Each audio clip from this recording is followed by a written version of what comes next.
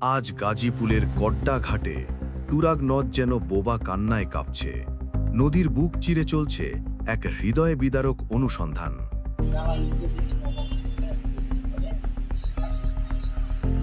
যার একটাই লক্ষ্য, ২১ বছরের তরুণ হৃদয়ের নিখোঁজ লাশ খুঁজে পাওয়া। এটি ছিল একটি পরিকল্পিত হত্যা।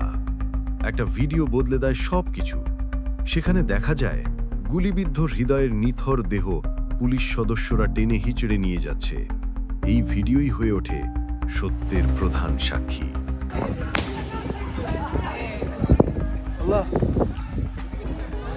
ডুবুরি দল যখন আজ নদীতে নামে, তারা শুধু এক তরুণের লাশ নয়, তারা খুঁজছে একটি নিষ্পাপ পরিবারের শেষ আশার চিহ্ন।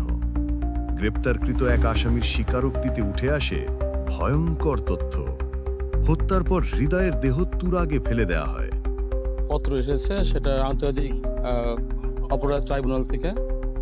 সেটা হলো যে একজন গত 2024 সালের যে ছাত্র জনতা যে আন্দোলন ছিল, সেখানে একজন শহীদের লাশ এই কড্ডা ব্রিজের নিচে হয়তো বা ফেলা হয়েছে ধরনের তথ্যের ভিত্তিতে আমাদেরকে অনুরোধ জানানো হয় যে এখানে আমরা যেন ডুবুরির মাধ্যমে একটা তল্লাশি করি আর কি।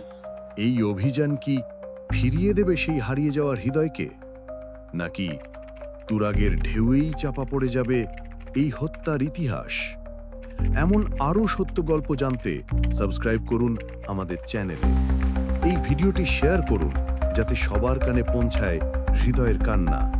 কমেন্টে লিখে জানান আপনিও কি এই হত্যার বিচার চান।